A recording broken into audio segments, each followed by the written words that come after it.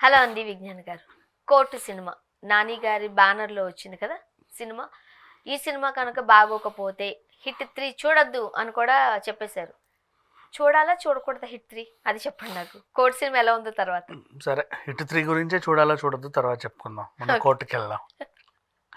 ఆ, wall poster cinema banner పైన నాని ఒక టేస్ట్ ఉన్న ప్రొడ్యూసర్ లాగా మొన్నటి వరకు మనకు అనిపించాడు. మంచి మంచి కాన్సెప్ట్స్తో వస్తున్నాడు. ప్రశాంత్ని ఆ సినిమాతో ఇంట్రడ్యూస్ చేశాడు. ఆ సినిమా నిజంగా చాలా బాగుంటుంది. ఏ చాలా చాలా బాగుంటది. Beautiful concept. అసలు ఏమీ అర్థం కాదు, ఏంటి క్యారెక్టర్స్ ఎందుకు వస్తున్నాయి అంటే లాస్ట్ అదంతా ఇట్స్ సైకలాజికల్ డిజార్డర్. అంతే. Such a beautiful concept. ఎంత బాగుందో అసలు. నిమిషానికి అదిరిపోయే ట్విస్ట్లు. అంటే మనం నిజంగానే అనేలా ఉంటది. అలాగే ఎక్కడ మన ఓటీటీలో కూడా ఉంది అది. నెట్ఫ్లిక్స్ లోనో ప్రైమ్ దెన్ ఒక 2 weeks బ్యాక్ కూడా చూసా, దేంట్లోనే ఉంది. అదే అంటున్నా, నాకు తెలిసి ఉంది ఏదో ఓటీటీలో ఉంది. అప్పుడప్పుడు ఎంత ఇది ఉన్నా చూడాలనిపిస్తుంది. ఎందుకంటే అసలు అందరు ఆర్టిస్టులు, రెజినా ఎంత బాగా చేసింది అసలు గెటప్లో, అందరూ బాగా చేసింది. ఈషా కానీ, మన నిత్య కానీ, ఆ చిన్న పాప మ్యాజిషియన్ కానీ, ఓకే వాట్ ఎవర్. మళ్ళీ ఎందుకు దాని గురించి మాట్లాడితే బోల్డ్ ఉంటుంది. తర్వాత నాని ఇక హిట్, ఈ సిరీస్ ఇవన్నీ చూసినా కూడా అరే మంచి భలే సినిమాలు తీస్తున్నాడు అబ్బా, గుడ్ ప్రొడ్యూసర్ అని అనిపించింది. ఇకపోతే కోర్ట్ అనే సినిమా వచ్చింది. సడన్గా అనుకోకుండా ఒక పాట కట్టిపడేసింది నన్ను. ఫస్ట్లో ఈ కథలు ఎన్నో చెప్పారు, కవితల్ని రాశారు, కాలాలు దాటారు, యుద్ధాలు చేశారు ప్రేమలో. ఆ ప్రేమలో పాట విన్న తర్వాత అరే ఇంత క్యూట్గా ఉంది సాంగ్, చాలా బాగుంది అనిపించింది. ఏ సినిమాలో అంటే కోర్ట్. ఇది నేను ఫస్ట్ టైటిల్ ప్రేమలో అనుకున్నా. కోర్ట్ ఏంటి సంబంధం లేకుండా అదేం టైటిల్ ఎలా పెట్టారు. ఓకే సర్లే ఏదైనా జరుగుద్దేమో. నెక్స్ట్ నాని వీళ్ళందరినీ ఇంటర్వ్యూ చేయడం, ప్రీ రిలీజ్ ఈవెంట్లో మీరు కోర్ట్ సినిమా చూడండి అనడం, ఖచ్చితంగా అందరినీ చూడండి అనడం, ఓ ఫోక్స్ యాక్ట్ మీద నడిచే సినిమా అని చెప్పి ఇంటర్వ్యూలలో చెప్పడం, ఏదో చిన్న క్యూరియాసిటీ కలిగింది. ఎప్పుడైతే నాని ఇది మీకు నచ్చకపోతే నా హిట్ 3 చూడొద్దు అన్నాడో అప్పుడు హైప్ పెరిగింది నిజంగానే. అంటే అది అనింది సినిమా చూడండి అనేది కాదు, అందరికీ రీచ్ అవ్వాలన్న తాపత్రయం కనబడింది. ఎందుకు అంత తాపత్రయం అనుకుంటే, సినిమాలోకి వెళ్తే ఇంటర్ అయిపోయిన తర్వాత సరిగ్గా చదవబ్బక అడపా తడపా తిరిగే అబ్బాయి, అలానే మరీ జులై వెదవైతే కాదు, ఏదో సంపాదించుకోవాలి నార్మల్. ఇప్పుడు గిఫ్టోలు చేసే పిల్లలు ఉంటారు చూడు, మనకంటూ ఏదో రూపాయి సంపాదించుకోవాలని తల్లిదండ్రులు కూడా చిన్న వాచ్మెన్లు అలా ఇస్త్రీ చేసుకునే వాళ్ళు, ఆ కేటగిరీ పేద కుటుంబం. అయితే ఒక దగ్గర మంచి బిల్డింగ్ దగ్గర వాచ్మెన్గా జాయిన్ అవుతాడు పిల్లాడు. అక్కడ ఈ అమ్మాయి పరిచయం అయింది, నెంబర్లు మార్చుకుంటారు, ఇంకా లోతుకి వెళ్ళిపోతారు. ఇంకా ఎక్కడెక్కడికో ఇంకా ఫోన్లు మాట్లాడుకుంటూ ఇక కలిసి వీళ్ళింటికి ఆ పిల్ల రావడం, ఇద్దరు కలిసి అటు ఇటు తిరగడం. ఒకనొక సిచ్యువేషన్లో మంగాపతి క్యారెక్టర్ ఎంటర్ అవుతుంది. అంటే ఈ అమ్మాయికి బావ. సో ఏంటి క్యారెక్టర్ అనుకుంటే, మన కులం తక్కువడు మన అమ్మాయిని తీసుకెళ్ళి ఇలా చేశాడు అలా చేశాడు. బావా మావా అంటే రిలేషన్ ఉన్నట్టే కదా. రిలేషనే, వాళ్ళ ఇంట్లో వాళ్ళు పెద్ద ఇది, అతను అల్లుడు వీళ్ళకి. మరి కులం తక్కువ అని ఎట్లాగైంది అది అర్థం కాలేదు. శివాజీ కాదు కులం తక్కువ, శివాజీ వీళ్ళ బావ, అమ్మాయికి. అబ్బాయి కులం తక్కువ. సో మన అమ్మాయి ఒక కులం తక్కువతో తిరుగుతుంది అని చెప్పేసి నేను చాలా సీరియస్ అయ్యి, యాక్చువల్గా ఫస్ట్ సినిమా చూసిన తర్వాత శివాజీ గారి కూతురు అనుకున్నాను. నేను కూడా అలాగే అనుకున్నాను. కాదు, మంగాపతి క్యారెక్టర్ కూతురు కాదు. బ్యూటిఫుల్ క్యారెక్టర్, అసలు ఎలా బాగా డిజైన్ చేశారో.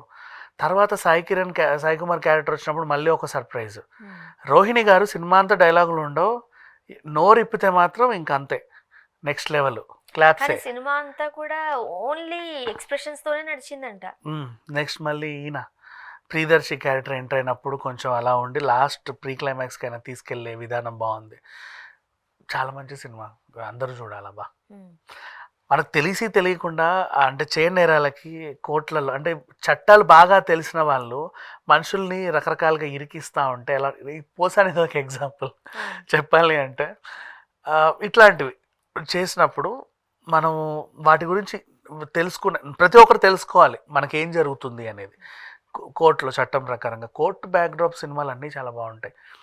వకీల్ సాబ్ కానీ, నాంది, 211 చట్టం, అది మనకి అదేంటి రిచా చద్దా సినిమా గుర్తొస్తుంది, సెక్షన్ 3, అది 371 ఏంటో సెక్షన్ ఏదో ఉంటుంది. సినిమా చూసా, నాకు మర్చిపోయాను నేను. అదొకటి. అండ్ పేరు గుర్తు రిచా చద్దా దాంట్లో బోల్డ్ అన్ని సినిమాలు కోర్టు చాలా బాగుంటాయి, ఒక్కొక్కటి ఒక్కో సెక్షన్ మీద ఉంటాయి. బట్ నో 371 వీళ్ళది, ప్రియమణి అండ్ వీళ్ళు చేసింది. రిచా చద్దది ఇంకోటి, ఇంకేదో చట్టం.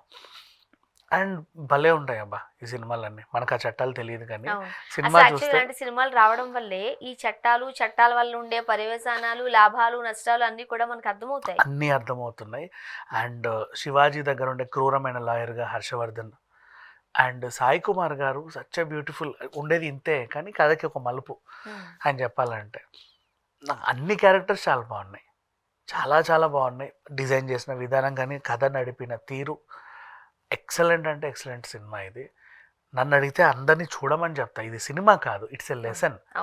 చాలా మందిని సినిమా చూడాలి. కింద లేకపోతే ఒక ఎంటర్టైన్మెంట్ జోనర్ లో కాకుండా నాలెడ్జ్ పెంచుకోవడం కోసం అసలు పోక్సో చట్టం అంటే ఏంటి, ఎలా అమలవుతుంది, ఇలా సబ్జెక్ట్ నేర్చుకోవడం కోసం చూడాలి ఇలాంటి సినిమాలు. ఎగ్జాక్ట్లీ. పిల్లోడిని పెట్టిన ఇబ్బంది ఏంటి, చివరికి ప్రియదర్శి ఆబ్వియస్లీ గెలుస్తాడులే. కానీ ఒకటి చెప్తాను, ఈ పోక్సో చట్టం వల్ల చాలా మంది అమ్మాయిలకు న్యాయం జరుగుతుంది, కాదనలేని సత్యం ఇది. కానీ అక్కడక్కడ కొంతమంది అబ్బాయిలు అదే అబ్బాయిలు బలైపోతున్నారు అన్న మాట కూడా వాస్తవమే.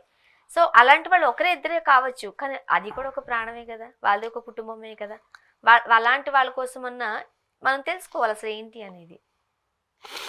But such beautiful cinema. ఇంకా మ్యూజిక్ గురించి ఎంత చెప్పినా తక్కువే. పాటలు ఎంత బాగా ఇచ్చాడో, బీజిఎం కూడా ఆ రేంజ్లో ఉంది. యాక్చువల్లీ కోర్ట్ సినిమాలు, బ్యాక్ డ్రాప్ సినిమాలు అన్నీ కూడా ఆ బీజిఎంతోనే నడుస్తాయి. అవును, అప్పట్లో కూడా ఉండేవి మా కోర్ట్ సినిమాలు, క్యూట్గా రాధా గోపాలం లాంటివి, బాపు చేసింది ఏవో ఉండే చిన్న చిన్న కేసులు అవి. బట్ ఇది చాలా సీరియస్ డ్రామాస్ ఇవి. అంటే నిజంగా అవంటావా సరదా సన్నివేశాలు ఇవి. ఈ మధ్య కాలంలో ఏదో ఒక కేసు పట్టుకుని కోర్టుకి వెళుతున్న ఈ ఇన్సిడెంట్ కి సంబంధించినవి చాలా మంచి మంచి సినిమాలు వచ్చాయి. పేరు సడన్గా గుర్తు రావట్లేదు కానీ. సాంకేతిక నిపుణుల గురించి చెప్పుకోవాలి.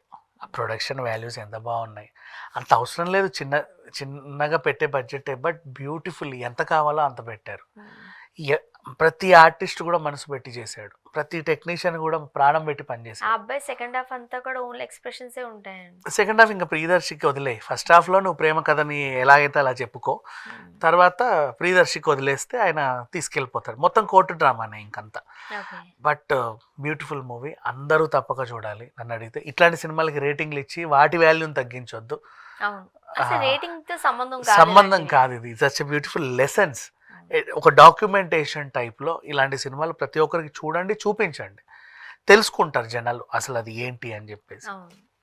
Thank you so much.